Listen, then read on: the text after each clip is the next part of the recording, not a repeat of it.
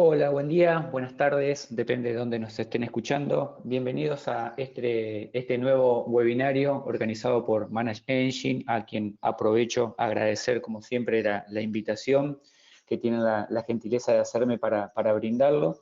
Soy el licenciado Cristian Borguelo y como siempre ya desde hace un par de años, junto a Manage Engine brindamos este tipo de webinarios gratuitos para que todos ustedes puedan ir capacitándose, aprendiendo, conociendo sobre nuevas técnicas que están utilizando los delincuentes en ataques tradicionales en Internet y obviamente también herramientas que sirvan para proteger. Necesitamos de alguna forma pensar maneras alternativas de hacerlo. ¿Por qué es esto? Porque vamos a hablar de los browsers, de los navegadores y de las vulnerabilidades que pueden llegar a tener esos browsers y también cada uno de nosotros cuando navegamos. Lo primero que hacemos, esto siempre es así, cuando prendemos la computadora, generalmente cualquiera de nosotros, sobre todo si somos usuarios finales, pero también seguramente si somos técnicos o trabajamos en sistemas o incluso trabajamos en seguridad, probablemente lo primero que hagamos es abrir el browser, abrir el navegador, ya sea para leer una noticia del día, para abrir el correo electrónico, que también puede pasar, para ver quién ganó, quién perdió, si ganó nuestro equipo de fútbol favorito, o directamente para hacer un curso, como puede ser tranquilamente durante la pandemia, que muchos de nosotros nos hemos estado capacitando. Así que adelante, vamos a hablar de los problemas que tienen los browsers y cómo evitarlos. Como les decía, soy Cristian Borguelo, soy licenciado en Sistemas en la Universidad Tecnológica Nacional de Argentina y tengo varias certificaciones en seguridad y junto a Manage Engine, que vuelvo a agradecer por la invitación, desde hace un par de años estamos brindando este tipo de webinarios gratuitos. Así que vamos a arrancar con la temática del día. Cuando hablamos de browsers, como decía, seguramente lo primero o lo más probable que pase cuando prendemos la computadora es que abramos de alguna manera cualquiera de nuestros browsers favoritos. Probablemente puede ser Chrome, Firefox, Safari, quizás alguno de nosotros esté usando Brave actualmente. Quizás alguno todavía tiene una maquinita medio vieja y está utilizando Internet Explorer, pero o cualquiera de sus productos que han ido evolucionando. Pero la realidad es que de alguna u otra manera abrimos un navegador y vamos a estar expuestos a lo que se conocen como client-side o ataques client-side en realidad. ¿Qué son los ataques del lado del cliente que se han empezado a popularizar desde que tenemos muchas aplicaciones instaladas justamente en el endpoint y del lado del cliente? Los ataques del lado del cliente ocurren cuando un usuario descarga contenido malicioso desde el sitio del atacante o desde un sitio que ha sido vulnerado. En general, muchas veces son sitios que han sido previamente vulnerados. Entonces, este usuario va a descargar contenido dañino de ese sitio. Obviamente, lo más probable es que no lo sepa que está sucediendo eso, y a partir de ahí el ataque se inicia. Podemos decir que el ataque se inicia desde la víctima, porque la víctima es el que descarga el contenido desde el atacante. No es un ataque tradicional del lado del servidor, en donde el atacante inicia el ataque y toma el control de la máquina de la víctima, sino que es a la inversa. Nosotros accedemos a la máquina del atacante sin saberlo. Obviamente puede o no necesitar interacción del usuario. ¿Qué significa esto? Que probablemente me puede llegar a aparecer un pop-up diciéndome que tengo que descargar un archivo ejecutable, esa sería interacción del usuario, pero generalmente los ataques del lado del cliente ni siquiera necesitan esto, es decir, el usuario no se va a enterar que se está descargando algo en su computadora, no va a necesitar hacer clic en ningún lugar y probablemente va a terminar descargando o algún archivo de JavaScript, algún documento o va a acceder a alguna página sin siquiera darse cuenta. Los clientes, obviamente, que pueden llegar a utilizar podrían ser cualquiera de los que utilizamos actualmente como programa en nuestra computadora. Puede ser reproductores de multimedia, una hoja de cálculo, un documento, un procesador de texto y, por supuesto, los browsers.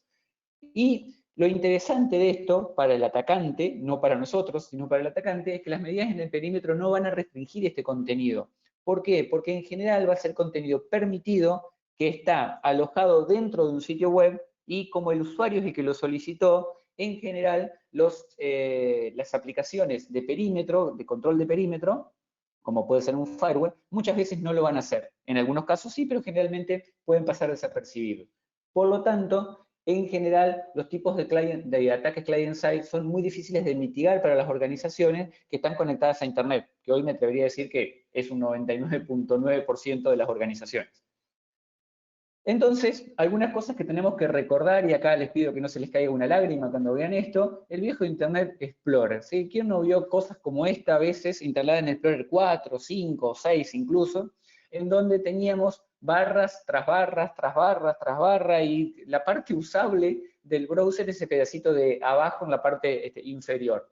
Todo el resto era de alguna forma extensiones o barras o pop-ups o algo que instalábamos en el browser. Por suerte, los 90 mataron un poco esto y a principios de siglo empezaron a aparecer los browsers nuevos que mitigan de alguna forma, ahora vamos a ver que no del todo, estos tipos de ataques. También nunca es tarde para recordar que Internet Explorer está muerto hace mucho tiempo. Flash, por suerte, está muerto y ha desaparecido, y si alguien todavía lo está usando, pido encarecidamente que lo desinstale, que lo desactive, que lo bloquee o que haga las tres cosas juntas. Y también, por suerte, el plugin de Java para los browsers también está muriendo de a poco. De hecho, ya tiene fecha de expiración ahora en el 2021. Si estamos usando algo de esto, algo tenemos que rever en nuestra política organizacional. No puede ser que todavía sigamos utilizando Internet Explorer 5 o 6. Ustedes me dirán, hay justificación porque hay herramientas o programas que son antiguos o aplicaciones que son antiguos y la única forma de hacerlo funcionar es con Internet Explorer. Es cierto, pero bueno, tenemos que empezar a pensar la forma de migrarlo. Una forma sería contenerlo. ¿De qué manera? Podremos crear una máquina virtual, que esa máquina virtual esté contenida dentro de una VLAN. Hay muchísimas formas. Lo que no puede ser es que un usuario final esté usando Internet Explorer en el año 2021. Flash, por suerte, la porquería más grande que ha aparecido en Internet, y esto me hago cargo de lo que digo, por suerte ha desaparecido, todos los browsers actuales lo bloquean y directamente ya en el 2021 va a dejar de actualizarse. Y Java, lo mismo. Ojo que estoy hablando del plugin de Java, no estoy hablando del lenguaje de programación Java, vale la aclaración por las dudas. Aparte, también nunca es tarde para recordar y para repetir que los sitios HTTP no son seguros, ¿sí? De hecho, en la última actualización de Firefox, esta es una pantalla que tomé hace un par de días, en la versión 83 de Firefox, si nosotros activamos la navegación HTTPS por defecto, que se llama HTTPS Only, los sitios en Firefox van a permitirse solamente aquellos que sean HTTPS. Y si intento navegar por HTTP, como en este caso, me va a aparecer esta pantalla de bloqueo o de aviso. En realidad puedo continuar, pero bajo mi propio riesgo. Entonces, vuelvo a recordar y a repetir. No naveguemos por sitios HTTP, porque en ese caso estamos, además de todos los problemas que tienen los browsers, también estamos exponiéndonos directamente con toda nuestra información y nuestra privacidad que va en texto plano. Empecemos a utilizar como corresponde sitios HTTPS. En el año 2020, supuestamente, después esto se canceló por el tema de la pandemia, iba a ser prácticamente el acuerdo entre Chrome, Firefox, Safari y Microsoft e Internet Explorer, es en realidad, se iban a empezar a bloquear todos los sitios HTTP. Esto ahora se pasó para el 2021, por lo tanto, si ustedes son administradores de sitios HTTP, empiecen a pensar seriamente y rápidamente en migrar sus sitios a HTTPS, porque estos bloqueos van a ser cada vez más comunes. Y agrego entre paréntesis, por suerte.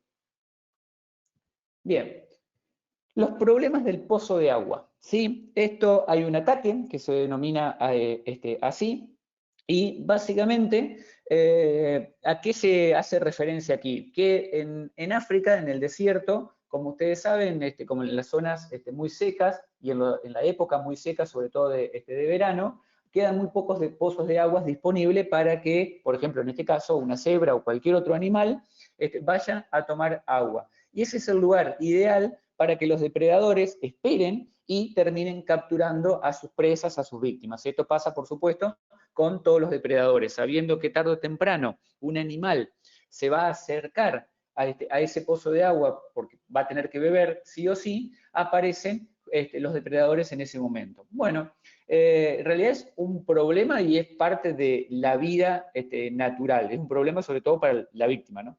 pero es parte de la vida natural.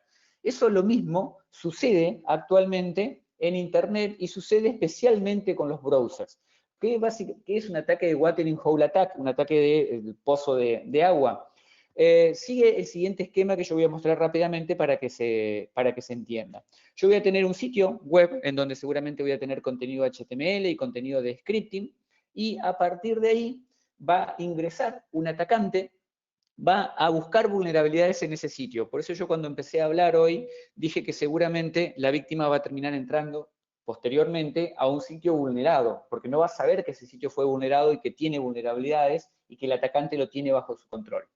Entonces, el atacante aprovecha vulnerabilidades de alguna manera, esto va a tener que tener cierto nivel de conocimiento técnico, utilizar una herramienta, no importa, no viene al caso, va a ingresar al sitio y lo va a modificar. Y va a modificar en general algún tipo de contenido de JavaScript y va a insertar sus propios scripts. De esta forma le va a permitir tener el control de cada uno de los usuarios, que en ese momento se van a transformar en víctimas, y va a poder acceder.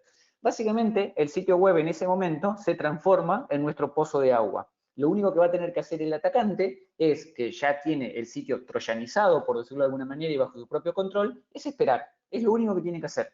¿Esperar qué? Esperar que un usuario ingrese al sitio web. Eso es lo que tiene que esperar. Y obviamente, cuanto más común y conocido y popular sea el sitio web que se vulneró, más gente va a entrar y obviamente son más potenciales víctimas. ¿Qué va a ver el usuario en ese momento? Puede ver una página de error o bien, directamente, lo más probable, es que vea el contenido normal del sitio web. Por ejemplo, una tienda. Sí que es lo normal, atacar una tienda. Va a ver el contenido, va a empezar a realizar su búsqueda de productos, va en algún momento quizás se decida a comprar y va a terminar comprando probablemente.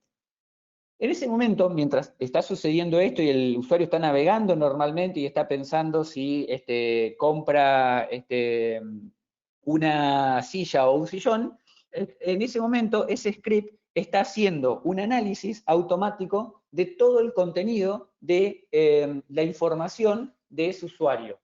Va a verificar, por ejemplo, si tiene una vulnerabilidad en el sistema operativo, qué tipo de browser tiene, qué aplicaciones está utilizando. Obviamente si utiliza Java y Flash, más fácil todavía va a ser de atacar. Hace un análisis, ¿sí?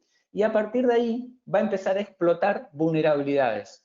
Y adicionalmente, a partir de que encuentra vulnerabilidades en el browser o en alguna de las aplicaciones que tenga en el browser instalado el cliente, va a descargar e instalar malware con o sin consentimiento del usuario. Esto es lo que yo mencionaba al principio. Lo más probable es que el usuario ni siquiera se dé cuenta que se está instalando algo en su computadora. Y esto es muy importante aclararlo. No va a aparecer un pop-up diciéndonos, usted se está descargando un archivo ejecutable y lo tiene que ejecutar. No, en el 99% de los casos, en un ataque de watering hole attack o drive-by, que es el otro nombre que reciben, el usuario va a terminar con algo instalado en su computadora, que después vamos a ver qué puede ser, sin saberlo.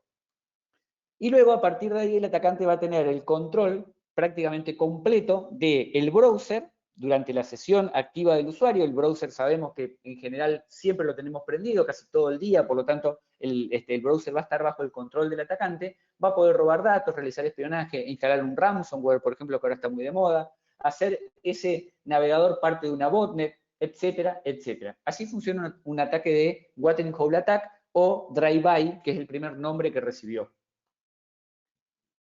A partir de ahora voy a ir mostrando por qué es tan importante el tema de el browser y mantener actualizado ese browser.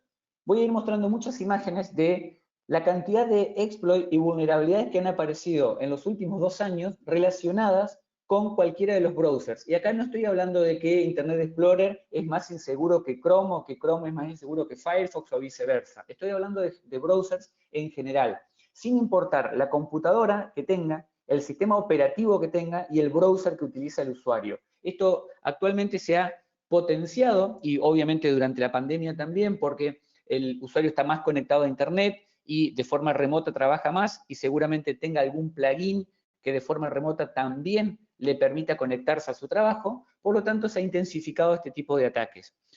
Por otro lado es importante, recién mencioné, no importa el equipo que se utilice, es decir, esto puede ser una computadora de escritorio, ya sea una Mac o una PC, o puede ser un dispositivo móvil, puede ser Android o puede ser iOS. Por lo tanto, no importa tipo de dispositivo y no importa tipo de software que se utilice en esa computadora y sistema operativo. Esto es exactamente igual para todos. ¿Por qué es esto? Porque los atacantes quieren masificar sus ataques y, por supuesto, también tener el máximo posible de beneficios. Entonces, apuntan a todos. Cuanto mayor sea la cantidad de exploits y vulnerabilidades que se encuentren en estos browsers, mayor es la posibilidad de ganancia del atacante. Acá tenemos, por ejemplo, un investigador muy conocido, Lucas Estefanco, que encontró una forma de explotar una vulnerabilidad muy particular en Firefox sobre Android, solamente sobre Android, y para eso hay una herramienta que se llama Evil SSDP, que por supuesto es open source, está a disposición de cualquiera de nosotros y lamentablemente también a disposición de los delincuentes que la van a usar. ¿Qué permite hacer esta herramienta en particular? Crear sitios de phishing de forma muy fácil y detectar cualquier tipo de exploit que esté disponible para el caso de Firefox para Android. Básicamente es un escaneo del dispositivo y nos permite determinar si ese dispositivo podría llegar a ser atacable de alguna manera. Toda la información que voy a comentar ahora es en su mayoría, obviamente, disponible públicamente y en su mayoría son herramientas open source. El caso de BIF. BIF es un framework de ataque desarrollado para JavaScript y que nos permite tomar el control del browser. Por ejemplo, ahí yo estoy mostrando una pantalla en donde me dice que ya tengo un browser que está bajo mi control en esa dirección IP. Y en ese momento yo voy a poder tomar, una vez que ya tengo la IP controlada o ese browser controlado, voy a poder ejecutar todas estas acciones que están aquí. ¿Qué significa eso? Yo voy a poder analizar en tiempo real todo lo que está haciendo el usuario, ver, por ejemplo, ahí vemos que tiene cámaras, tiene un router, puedo escanear un switch, etc. Básicamente puedo ejecutar cualquier tipo de ataque de los conocidos, pero ese ataque se realiza desde el browser. ¿Por qué? Porque todo este framework completo funciona en JavaScript del lado del cliente. Es decir, lo que tuvo que hacer el atacante es, por ejemplo, un ataque de What and Hole Attack y a partir de ahí instalar el framework de BIF en la máquina, en el browser del cliente. ¿Cuánto va a estar activo? Durante que el browser esté prendido. Como dije hoy, probablemente todo el día. Si nosotros cerramos el browser, la conexión con BIF se cae. Pero como tenemos el browser prácticamente todo el día prendido, no hay diferencia para el atacante. Acá tenemos lo que ve del lado, eso sería lo que vimos anteriormente, y ahora tenemos del lado del servidor lo que puede hacer directamente ya ejecutándose en una máquina, cómo podemos verlo desde el lado del servidor también. Y acá tenemos, por ejemplo, hook URL, la URL donde entró la víctima, 10.211.5510, puerto 3000, es donde entró la víctima y se conectó. Eso obviamente puede ser cualquier sitio en Internet. Acá obviamente es una red interna para pruebas. Por otro lado, tenemos vulnerabilidades, como dije, en distintos navegadores. Voy a ir contando, por ejemplo, de los últimos 6 meses aproximadamente, la gran cantidad de vulnerabilidades que han aparecido y por qué urge que todas las organizaciones tengan algún tipo de política en donde se ayude a la actualización de los browsers, de los endpoints de los usuarios, o algún tipo de herramienta que bloquee cualquier tipo de uso no permitido o no habilitado dentro de la organización. Esto es sumamente importante desde el punto de vista del usuario final y desde el punto de vista de la organización. Por ejemplo, vulnerabilidades para Safari permiten tener control de las cámaras del iPhone, es decir, yo tengo un iPhone y estoy usando Safari, lo cual es normal en iPhone, tenía una vulnerabilidad que me permitía tomar el control de la cámara. En otro caso, directamente Safari se podía robar información de archivos locales, es decir, que yo tenía en mi propia máquina, probablemente en una Mac, que tenía en mi propia máquina, a través del uso compartido de una API que había sido mal diseñada, se podía robar información que estaba almacenada en el equipo del usuario a través de Safari. Acá tenemos otra vulnerabilidad, en este caso para Chrome. Chrome tuvo problemas bastante particulares en octubre y noviembre, finales de octubre y principios de noviembre, acá lo podemos ver. Se encontraron varios zero days, es decir, vulnerabilidades que todavía no habían sido reportadas, y a partir de ahí se permitió realizar unos ataques bastante complejos al browser y al sistema operativo Windows. ¿Por qué digo bastante complejo? Porque se requiere cierto nivel de conocimiento importante para explotarlas, pero de todos modos eso no significa que los delincuentes no tengan ese expertise. Es más, Actualmente es muy probable que los delincuentes tengan más expertise que nosotros haciendo este tipo de ataques, porque viven de eso y continuamente están buscando nuevas opciones para vulnerarnos. En el primero era un zero day, la versión de octubre después corrigió 2 nuevos zero days y corrigió adicionalmente 10 agujeros de seguridad adicionales que habían estado explotados activamente, es decir, lo estaban usando, es decir, el delincuente lo estaba usando en algún momento. Firefox, por supuesto, no es ajeno a esto, en este caso fue en enero de este año, no son muy comunes los zero day en Firefox, hay que decirlo, no ha tenido muchos en su vida, pero eso no significa que no existan. En este caso, la versión 72.01 corregía una vulnerabilidad específicamente crítica en el motor de JavaScript, o en una parte del motor de JavaScript, que permitía tomar el control del browser también. De nuevo, no, como dije, no es muy común encontrar zero days en Firefox, pero es bastante probable que si se están explotando, obviamente la víctima se va a ver afectada. Por supuesto, Edge no es ajeno a esto, ya aclaramos que Internet Explorer está muerto como tal. Edge, la versión de Microsoft, la original de Microsoft también, ya tiene su fecha de caducidad, que es el 9 de marzo del año que viene, o sea, dentro de 4 meses, es donde formalmente, Microsoft Edge Legacy, que es el nombre que recibe ahora, va a morir el 9 de marzo. A partir de ahí se va a dar soporte pura y exclusivamente al nuevo Edge, que está totalmente basado en Chromium, en el navegador open source Chromium, en el mismo que está basado Chrome, y se va a llamar Edge Chromium o simplemente Edge.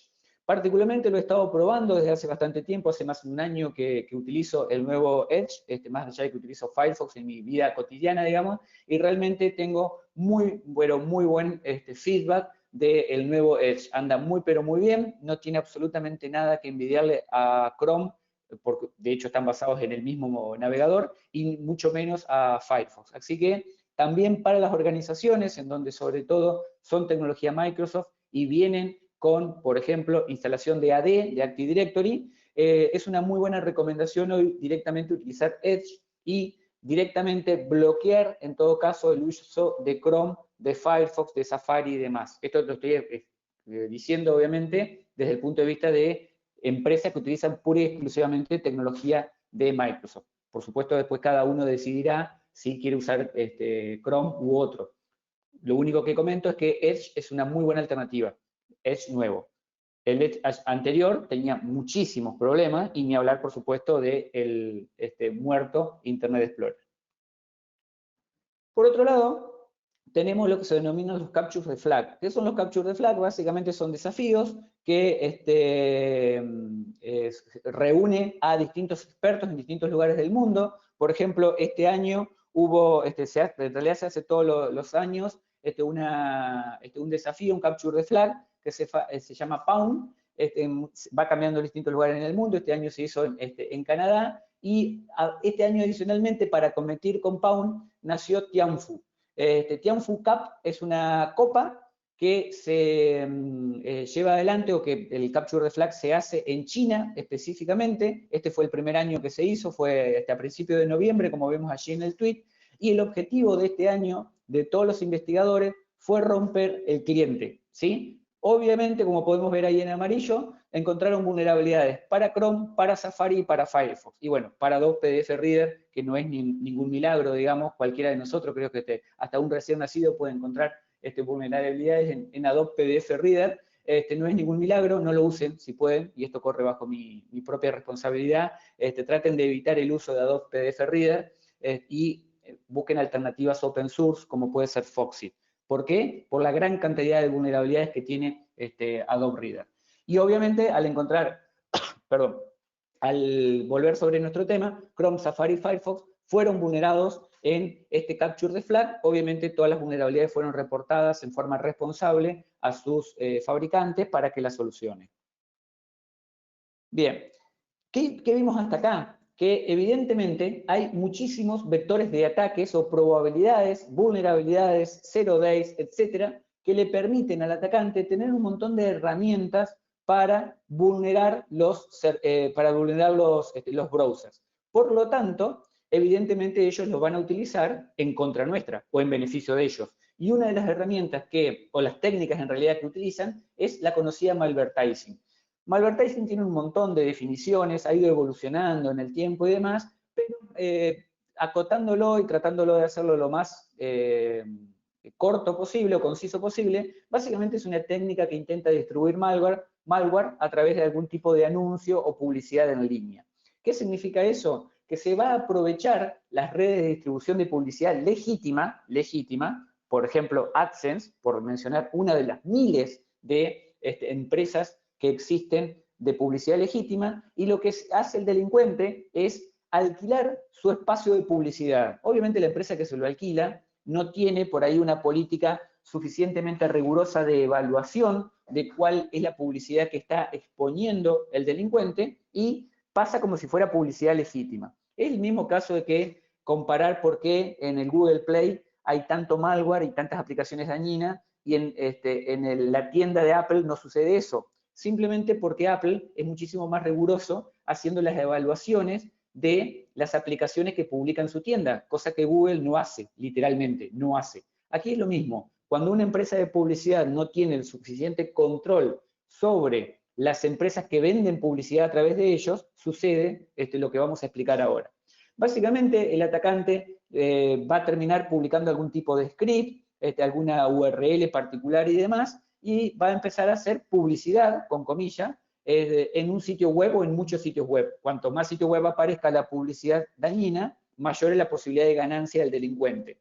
A partir de ahí, ese script se ejecuta como si fuera una aplicación legítima, como si fuera directamente un banner legítimo o una publicidad legítima dentro del browser del cliente, y el cliente al verlo ya está siendo expuesto a ese script que mencioné.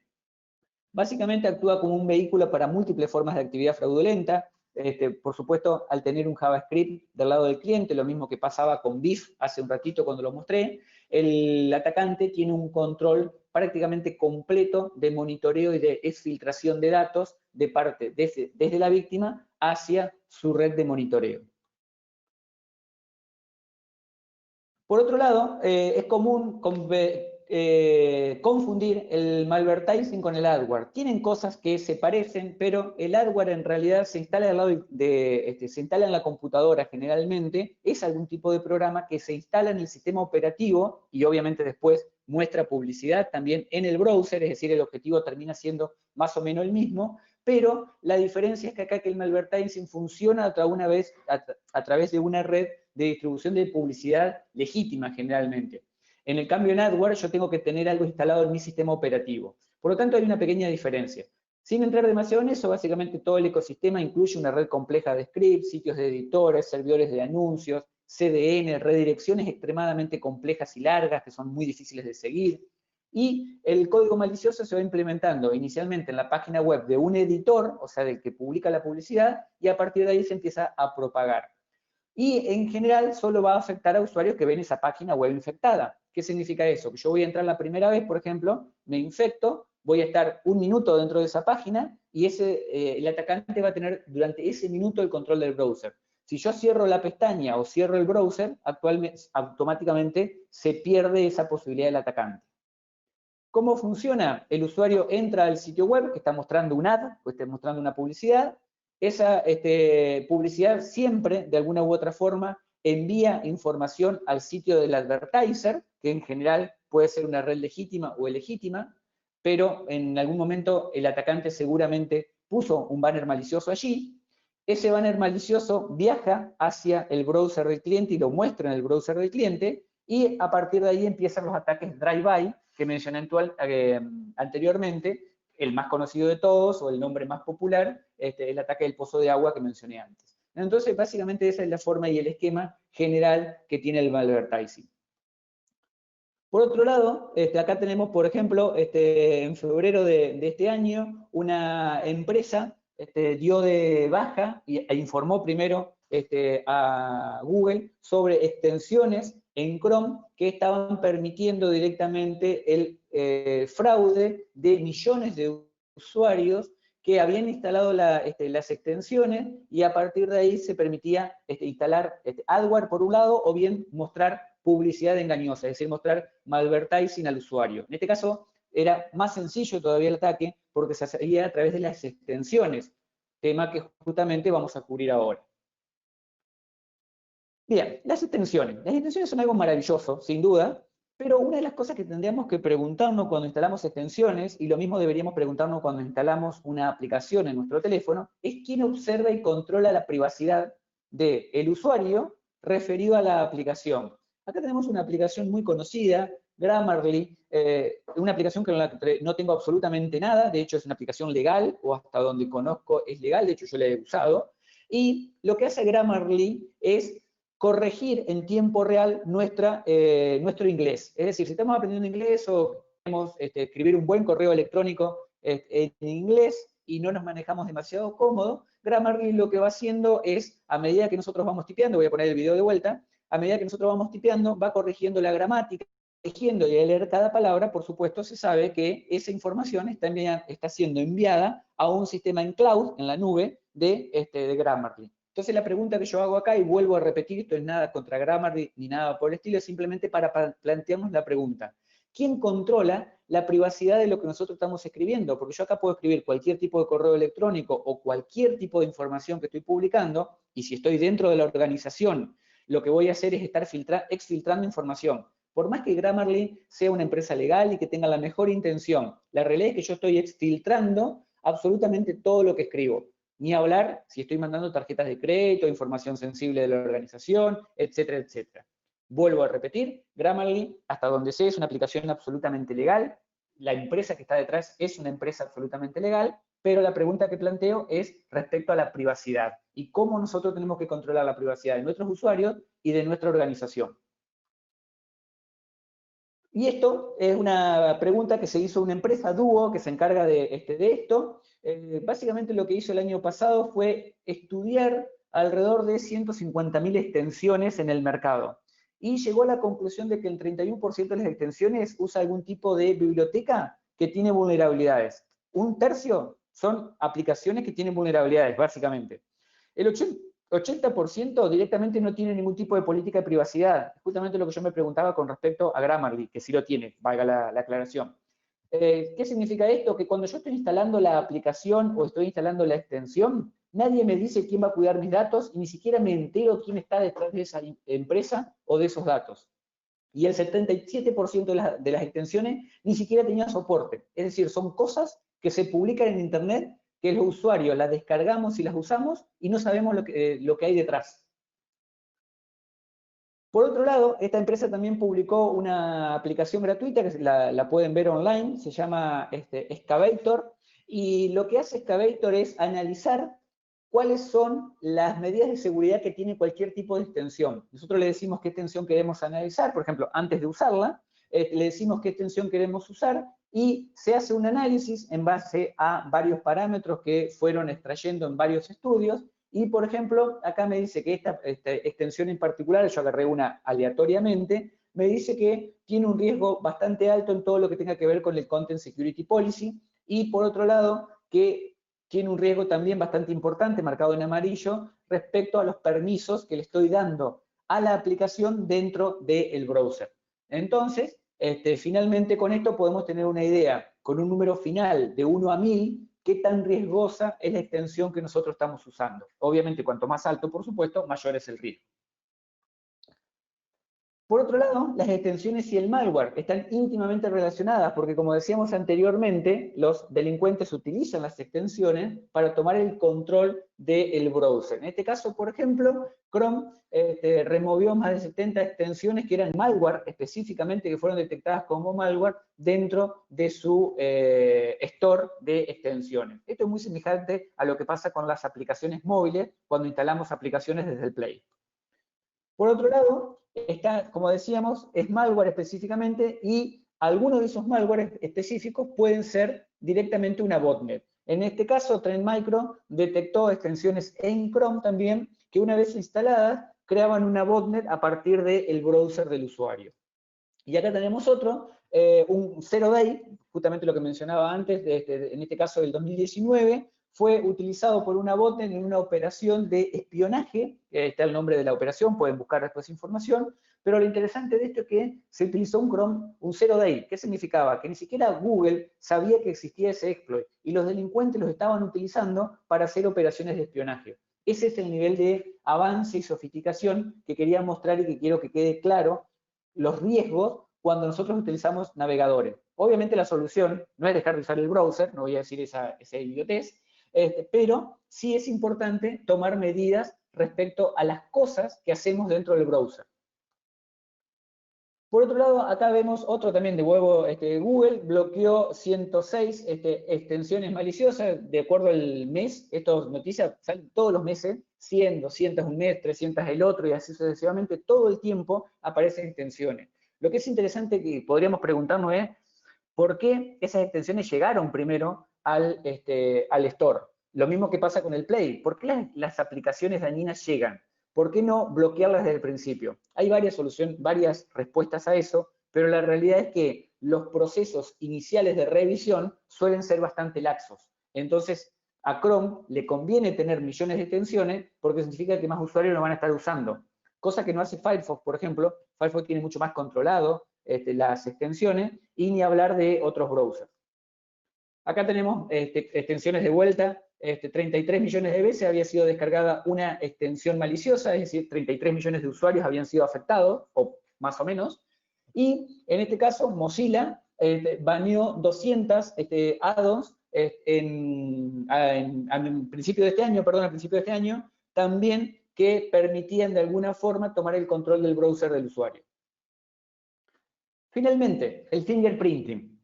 El fingerprinting, o tomar la huella digital, es una técnica que se utiliza muchísimo. Todos los que trabajamos en seguridad utilizamos fingerprinting para un montón de tareas. Es una técnica que permite, en este caso, analizar y determinar todas las características únicas del navegador, el dispositivo, las cookies, los complementos, las extensiones, la zona horaria, o todo lo que se les ocurra en realidad que tiene un browser dentro. Hoy por hoy se podría decir que un browser prácticamente tiene más cosas que un sistema operativo. La cantidad de funcionalidades que tiene un browser es extremadamente alta. Entonces, todo eso se trata de obtener desde el fingerprinting. Lo que se busca es una lista de características exclusivas de cada usuario y a partir de ahí poder identificarlo unívocamente. Es decir, saber que un usuario en Alemania utiliza un browser en particular que tiene todas esas extensiones, que tiene todas esas cookies, que tiene todos esos complementos y que es el único que tiene esa característica. Es decir, se lo trata de identificar unívocamente. Si quieren hacer pruebas de esto con sus sistemas operativos y browser, les recomiendo estos 4 sitios que están allí. El primero, sobre todo, el más recomendable de todo, está hecho por la Electronic Frontier Foundation, totalmente open source y totalmente validado por la Electronic Frontier Foundation, y nos permite saber hasta qué grado nuestro navegador es identificable. Los otros también son 4 sitios sin fines de lucro que permiten hacer más o menos lo mismo. Voy a dejar de compartir un segundito.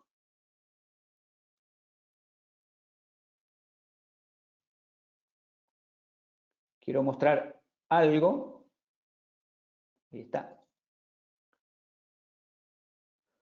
Aquí tenemos. Esto yo lo saqué antes de empezar la charla de hoy. Lo saqué de mi browser. ¿Sí? Esto es un JSON, este es un archivo que saca toda la información de lo que yo estoy usando en este momento. Este es mi browser Firefox, que uso diariamente. Toda la información, bueno, acá está haciendo recolección, por ejemplo, de toda la fuente, y si seguimos bajando, toda la información que fue recolectando de mi browser, alguna está un poco codificada y demás, pero fíjense, todo esto es lo que sabe Internet, básicamente, de mí. Es todo lo que yo estaba haciendo. Fíjense, en este caso, por ejemplo, me dice que yo no tengo Flash, obviamente, instalado.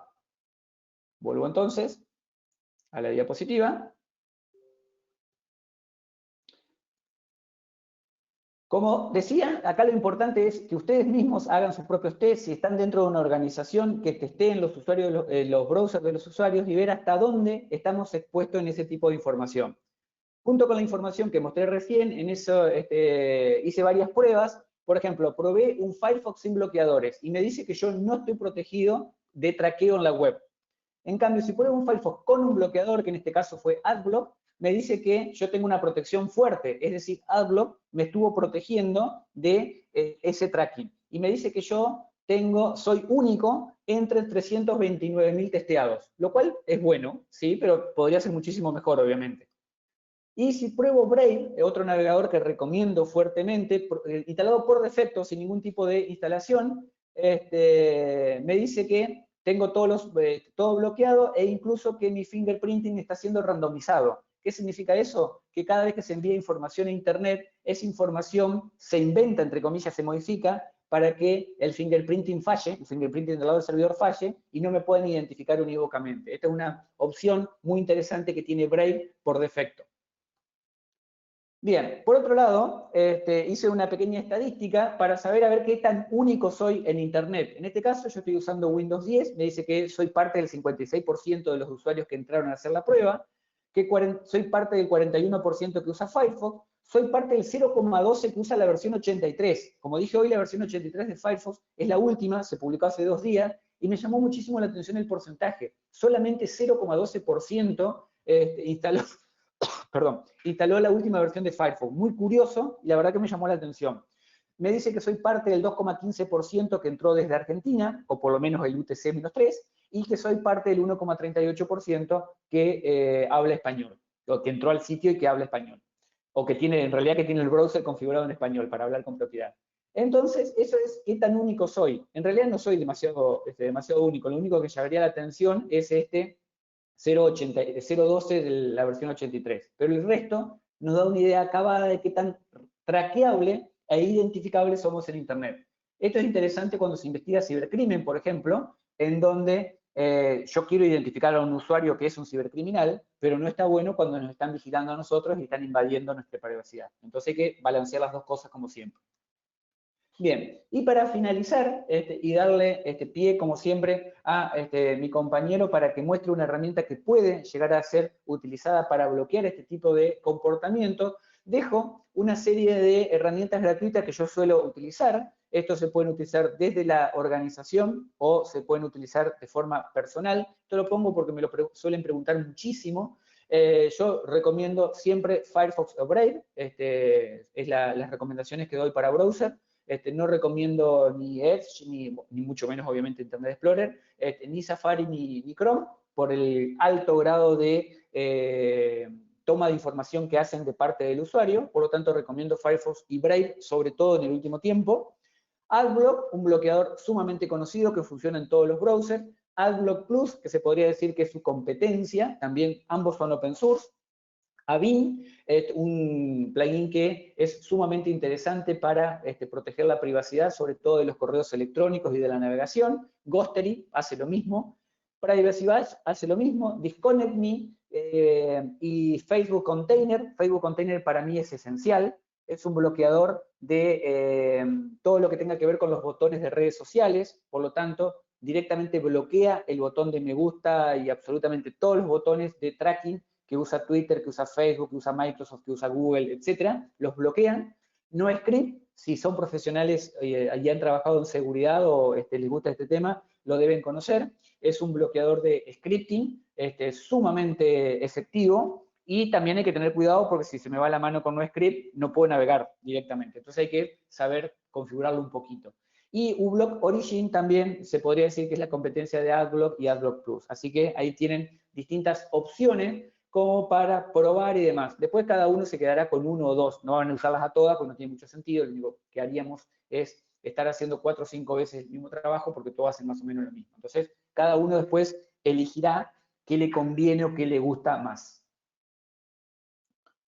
Bien, entonces ahora voy a pasar el control directamente a Darwin para que hagamos una demo sobre una herramienta de Manage Engine que nos va a permitir de una forma muy sencilla y también desde el punto de vista de la organización, poder controlar la actividad en el browser, poder controlar nuestra red para ver cómo el usuario lo está usando en el browser y también las extensiones, que es lo que vimos recién. Así que, Darwin, adelante. Muchas gracias, Cristian. Muy interesante, pues, todas estas riesgos que tenemos al usar los browsers y obviamente, pues, en las compañías, en el ámbito empresarial, pues no es la excepción. todos estos desafíos que tienen que afrontar los administradores, el equipo de seguridad para controlar esas diferentes herramientas, pues puede facilitarse un poco al utilizar herramientas. Vamos a ver un poco Browser Security Plus, que es la herramienta del portafolio de ManageEngine para la gestión y administración de browsers en el entorno corporativo. Inicialmente, como tú lo decías, es difícil porque existen muchos browsers, muchas versiones, muchas extensiones, muchos complementos y todo eso está en el entorno corporativo. Entonces, identificar eso y tener un control es una parte bastante difícil.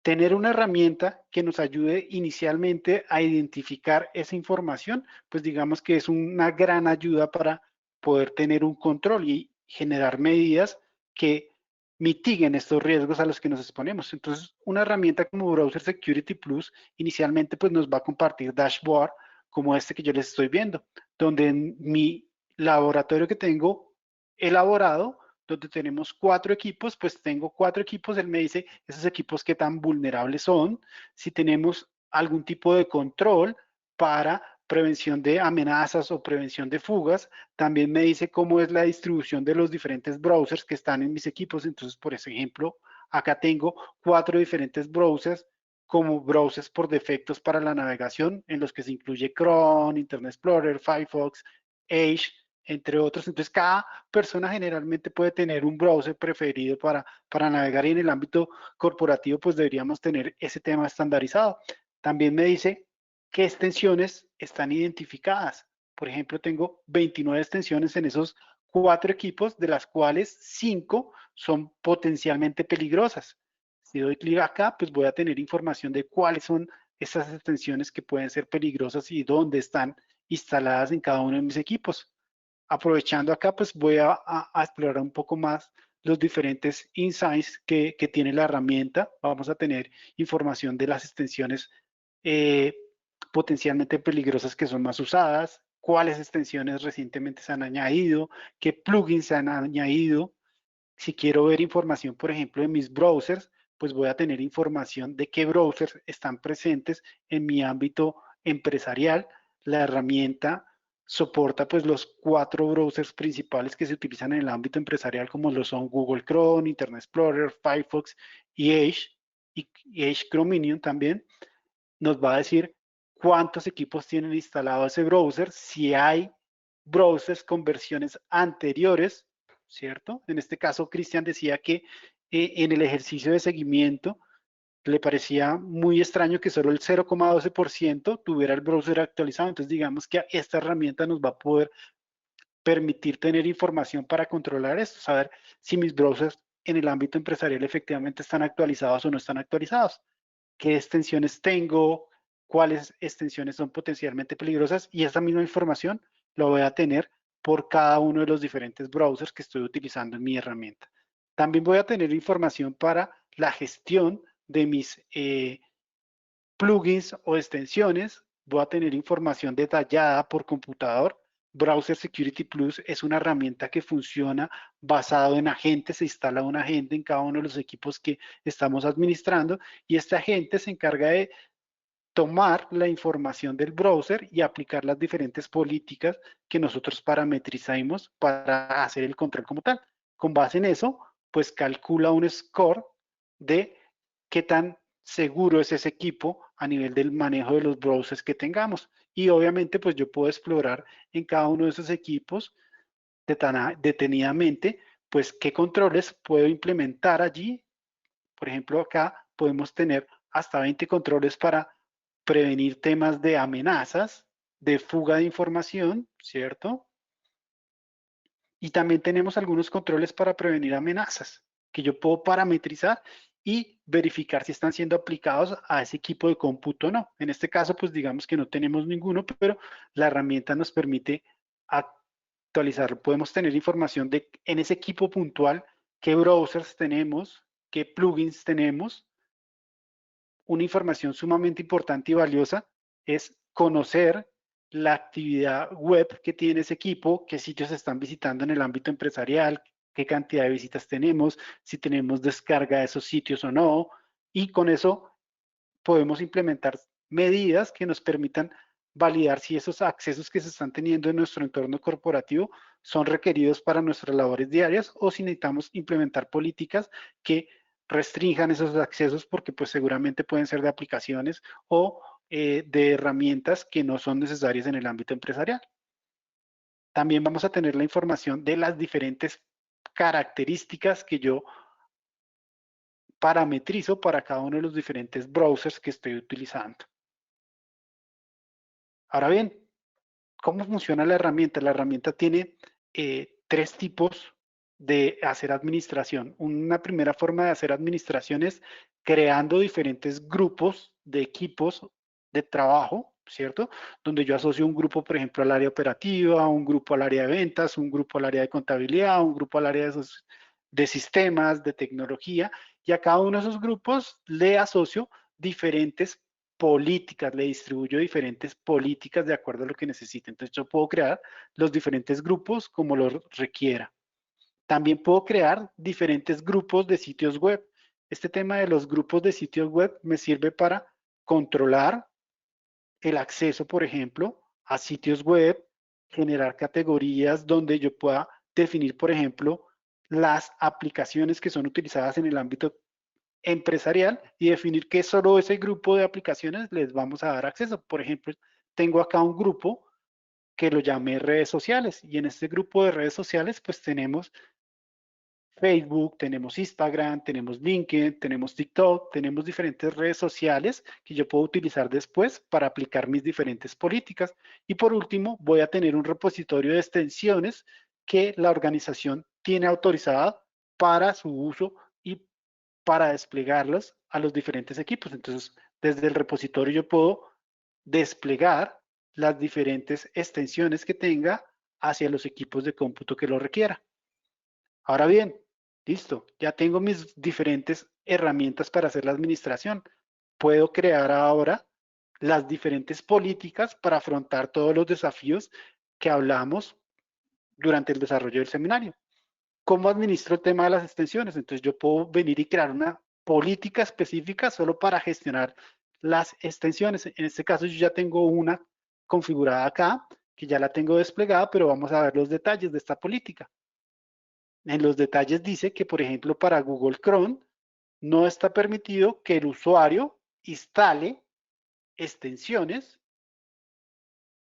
Hay algunas extensiones en la lista blanca que pueden ser usadas, ¿cierto? Y puedo tener las diferentes parametrizaciones para los diferentes browsers. Lo mismo para Internet Explorer, para Firefox, para Edge.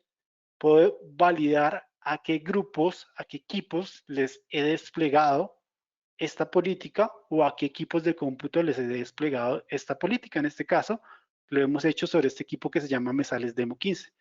Y así puedo hacer por cada una de las diferentes políticas que podemos mapear en la herramienta. Por ejemplo, mapear políticas para controlar las descargas. Acá nuevamente tengo una política donde defino que hay una restricción de descargas de archivos mayores a 10.000 bytes.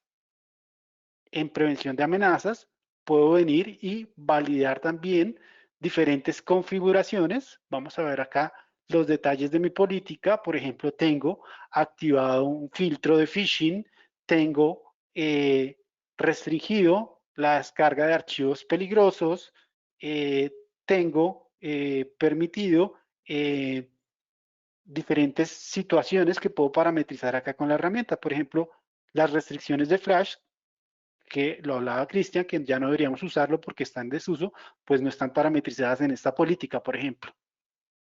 Lo mismo puedo hacer a nivel de Data Leak Prevention, entonces a nivel de fuga de información. Puedo tener mi política, ver acá mi política, qué restricciones tengo, que no se pueda imprimir desde la página, que no se pueda sincronizar con almacenamientos en la nube, que no pueda guardar el historial, que no se haga autollenado, autocompletado, que no pueda subir archivos, entre otras cosas que yo puedo parametrizar acá. Puedo también hacer customizaciones, hacer un filtrado web si lo requiero. Entonces, como recuerdan, vimos nuestro grupo de redes sociales. Entonces, acá yo estoy utilizando mi grupo de redes sociales para crear una política de filtrado web. Y básicamente lo que digo es que estoy denegando el acceso al grupo de redes sociales todo el tiempo y que en vez de mostrar las redes sociales me redirija a la página de manacenjet.com. Entonces vamos a ver dos equipos donde inicialmente tengo un equipo que no tiene ninguna restricción de las que hemos visto. Yo puedo, por ejemplo, acá hacer navegación sobre mi store de extensiones o de complementos, venir y seleccionar cualquier extensión, ¿cierto? Y voy a poder agregarla porque no tengo ningún control. Puedo navegar sobre las redes sociales, puedo abrir Instagram, puedo abrir Facebook, puedo hacer cualquier tipo de descarga. Acá hay una página que tiene un archivo catalogado como archivo con malware, pero es una página de testing que puedo utilizar acá para, por ejemplo, descargar este archivo y acá pues puedo descargar este archivo sin ningún problema. Acá hay un mensaje referente ya al antivirus, pero el browser me lo permitió descargar sin ningún problema porque no tengo ninguna política. Puedo descargar acá archivos grandes sin ninguna restricción. Por ejemplo, puedo poner a descargar este instalador que pesa 118 megas sin ningún problema. Ahora veamos un equipo donde estén implementadas las diferentes políticas que hemos parametrizado. Por ejemplo, entonces tengo acá este equipo donde puedo navegar sin ningún problema, pero si voy a abrir, por ejemplo, Facebook,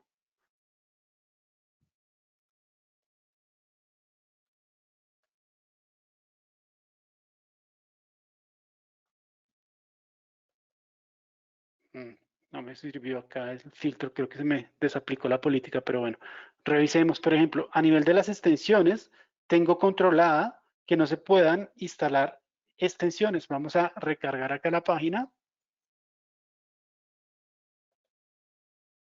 Y me aparece que yo como usuario no puedo hacer la instalación de extensiones, sino que solo mi administrador puede hacer esa descarga o esa autorización de implementación de extensiones o complementos. Lo mismo, tengo mi página acá con el archivo que tiene malware. Si voy a descargarlo en este momento, ni siquiera intenta hacer la descarga porque ya está implementada la política. Ahora, si quiero descargar este archivo que es bastante pesado y según mi política no lo puedo descargar, tampoco intenta descargar. Tengo algunas políticas, por ejemplo, de prevención que están implementadas aquí. Por último, la herramienta también me permite alinearme a diferentes compliance para administrar mis equipos. La herramienta trae un compliance por defecto que es Browser Security Plus por defecto, pero también puedo alinearme a compliance de syscontrol o puedo alinearme a compliance de la guía de implementación técnica de seguridad del Departamento de Seguridad de los Estados Unidos, o puedo crear mi propia política corporativa para alinearme a alguna de esas políticas. Simplemente estas que están por defecto no se pueden modificar, pero yo puedo venir y crear mis propias políticas y editarlas de acuerdo a los parámetros o los controles que quiera implementar. Por ejemplo, esta del City Control tiene definido 4 controles. Entonces yo puedo validar sobre estos 4 equipos si los 16 controles se están implementando efectivamente o no. Acá tengo los 16 controles que se deben implementar a nivel de fuga de información en los equipos de cómputo y también el control que se debe implementar para la prevención de información. Bueno, voy a devolver el control a Cristian para que pasemos a la sesión de preguntas.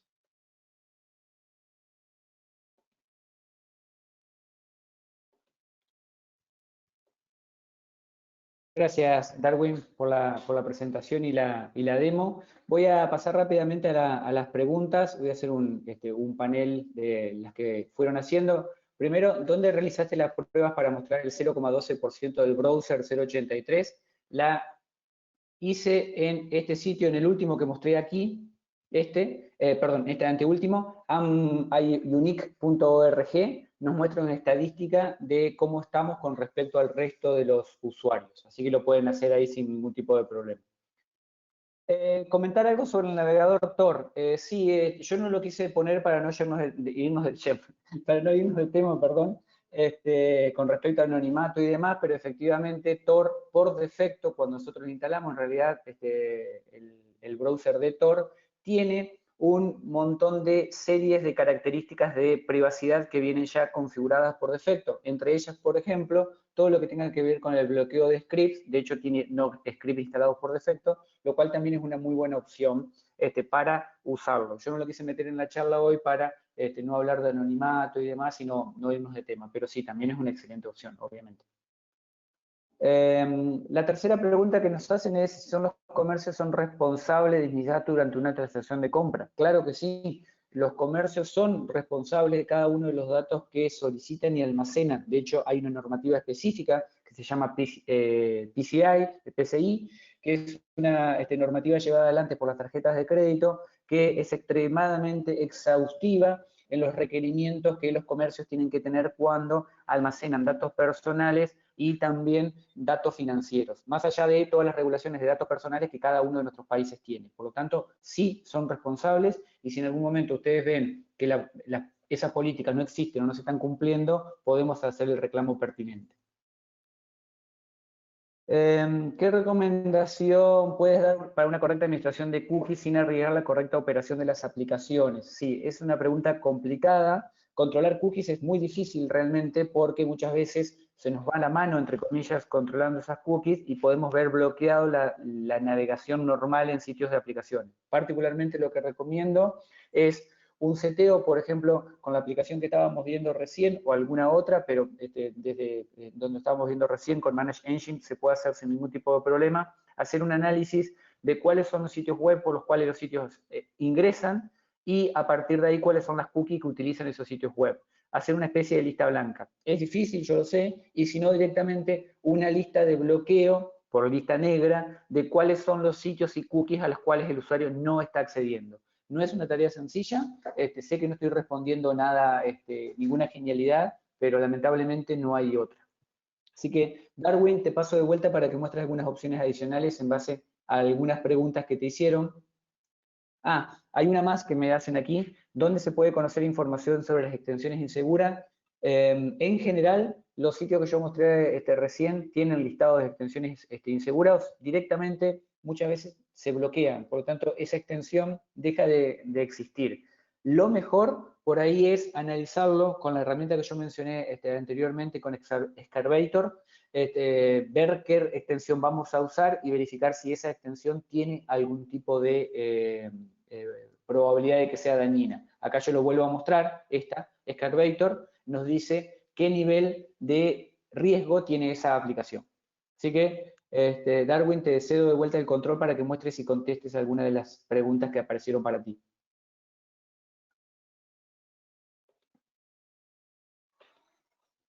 Ok, gracias, Cristian.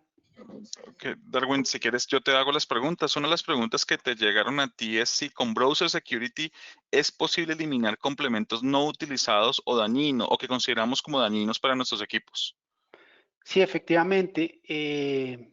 Yo puedo venir y crear mi política acá de administración de complementos. Entonces, cuando estoy creando mi política, yo digo que el usuario no puede hacer, ¿cierto? Y acá defino qué voy a hacer con las extensiones que ya están existentes. ¿Quiero deshabilitarlas o quiero mantenerlas? Entonces, acá puedo inactivarlas o mantenerlas de acuerdo a las necesidades de la organización. Ahí incluirían pues las extensiones que no son usadas o las extensiones que tengamos catalogadas como inseguras como tal. Y obviamente podría agregar pues las extensiones que sí están autorizadas en una lista blanca acá para controlarlo sin ningún tipo de problema. Yo puedo agregar mis extensiones de la lista blanca acá sin ningún tipo de problema. Por ejemplo, Google Drive, si lo requiero, y creo mi política para controlarlo. Perfecto, Darwin. Una siguiente pregunta que hacían era, hoy en día con la modalidad de trabajo remoto que todavía sostenemos, ¿es posible igual utilizar Browser Security para administrar y asegurar los navegadores de equipos que están trabajando fuera de una red corporativa, que están trabajando desde casa, por ejemplo? Sí, efectivamente, Browser Security Plus funciona por medio de agente y tenemos la opción de tener en la parametrización un NAP donde tengo la información del direccionamiento privado y la información del direccionamiento público. Entonces, el agente, de acuerdo, va primero a tratar de conectarse contra el servidor por el direccionamiento privado, pero si está en internet o si está en su casa haciendo trabajo remoto y tenemos configurado la parte pública, pues va a ir a buscar nuestro servidor para aplicar sus políticas o las configuraciones por la parte pública. Entonces, sin ningún problema, podemos trabajar con usuarios remotos que estén trabajando en sus casas. Muy bien. Y ya una última pregunta. Sé que estamos pasados de tiempo, mil disculpas por eso, pero es una última pregunta que me parece interesante. Es para aquellas compañías que ya usan ManageEngine Desktop Centers, que es nuestra solución de administración de endpoints, ¿este Browser Security Plus trabajaría de la mano con Desktop Central? ¿Estaría incluido allí? Desktop Central, acá tengo una consola de Desktop Central, también un laboratorio.